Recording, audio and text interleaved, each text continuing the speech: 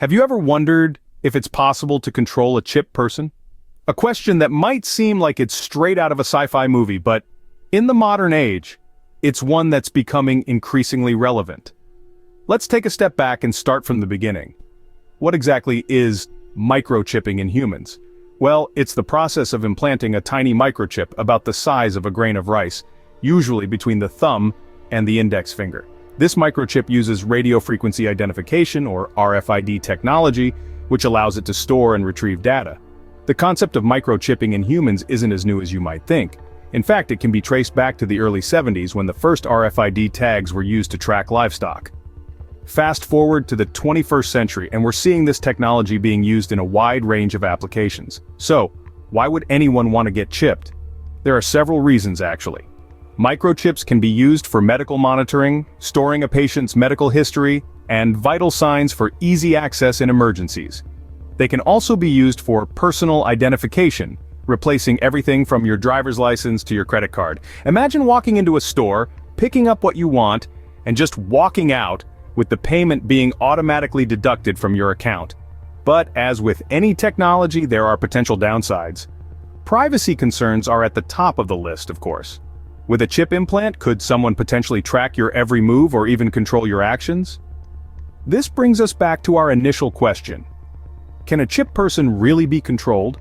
Well, the answer isn't straightforward. It's a complex puzzle that requires a deep understanding of both the technology behind microchipping and the human body's response to it. So we've established what microchipping in humans is, but can a chipped person really be controlled? Let's delve deeper. To understand the control factor, we must first understand the technology that powers these microchips. Microchips, as the name suggests, are tiny chips, no bigger than a grain of rice. They are composed of silicon, a material that can process and store a vast array of information. But how do they come to life? Well, these devices are powered by a technology known as RFID, radio frequency identification.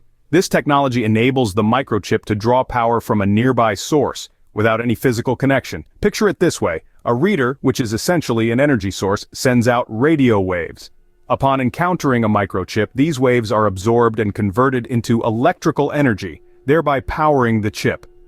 It's a bit like how a radio tunes into a station, only instead of music, the reader receives data from the chip.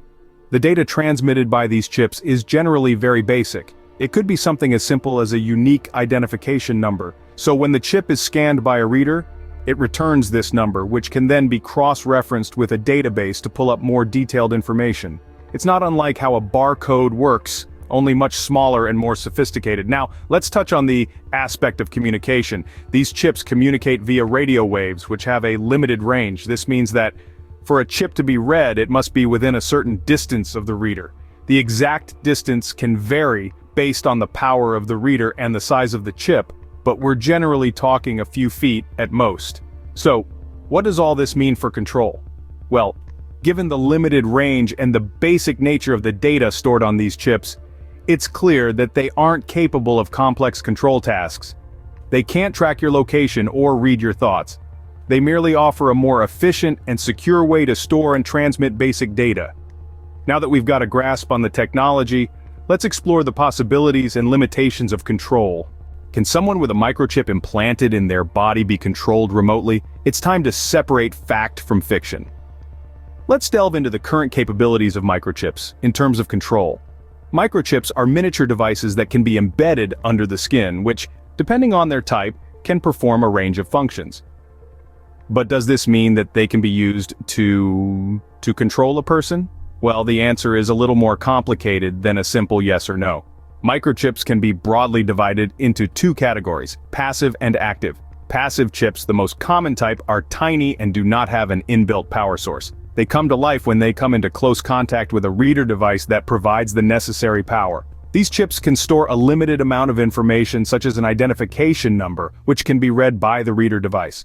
However, they do not have the ability to control or manipulate the person in whom they are implanted.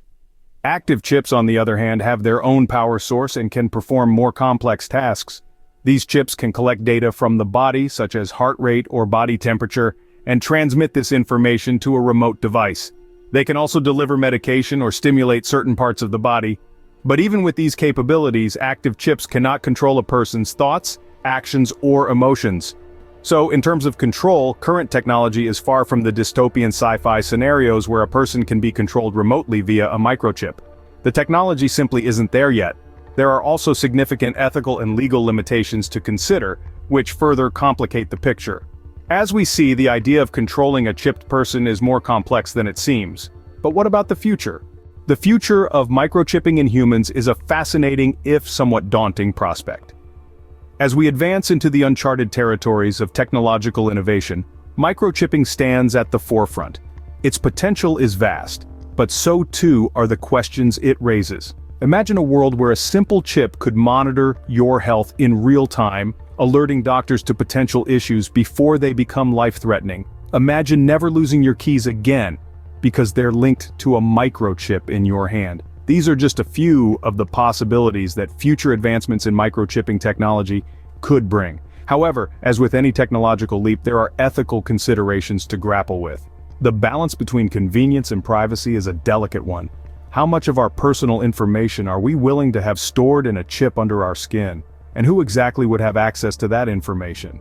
These are questions we must answer as a society before microchipping can become commonplace. There are also potential drawbacks to consider.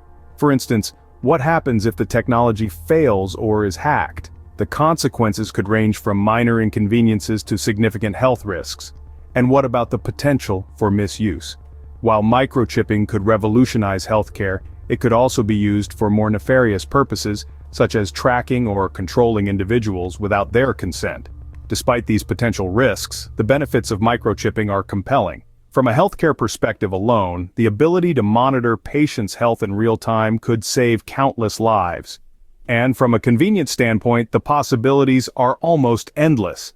As we look to the future, it's clear that microchipping has the potential to change our lives in profound ways.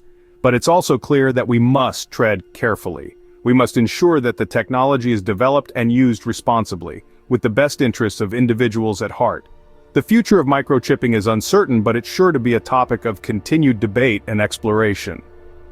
As we grapple with these complex issues, one thing is certain: the conversation about the future of microchipping is far from over. So back to our original question. Is it possible to control a chipped person? A question that has been the crux of our discussion.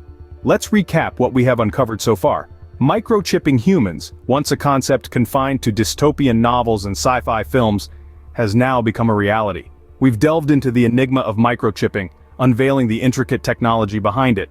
We've also pondered over the question of whether this technology is fact or fiction. And we've looked into the future, discussing the potential advancements and implications of microchipping. Microchips implanted under the skin have the capability to store critical information, to track location and monitor health vitals. Such a technology has immense potential for good, but it also raises critical ethical and privacy concerns. The question of control, however, isn't as straightforward as it might seem. Can someone control a chipped person like a puppet on a string? The answer is, not quite. While a microchip can transmit data, it can't control thoughts, emotions, or actions. It doesn't have the power to turn us into automatons at the mercy of a remote control. Yet, it's important to be aware that with the constant evolution of technology, the capabilities of these chips could extend beyond our current understanding. Advancements in neurotechnology, for instance, could potentially allow microchips to interact with our neural networks, opening up a whole new dimension of possibilities and concerns. In conclusion, the reality of controlling a chipped person isn't as black and white as it may seem. It's a complex interplay of technology, ethics, and human autonomy. It's far from being a science fiction trope, but it's also not as simplistic as flipping a switch. As we step into the future, it's crucial that we continue to question, to learn, and to debate. It seems the reality of controlling a chipped person is far from science fiction, but it's not quite as simple as it may appear. As technology evolves, so will our understanding and our ethical debates.